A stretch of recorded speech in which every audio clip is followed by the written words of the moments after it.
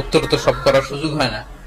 তার মনে হয় 50% এর বেশি এই রিলেটেড, পরকিয়া, আফটার ম্যারেজ অ্যাফেয়ার, হ্যাঁ, এগুলো নিয়ে ঝামেলা, এবং ডিভোর্স।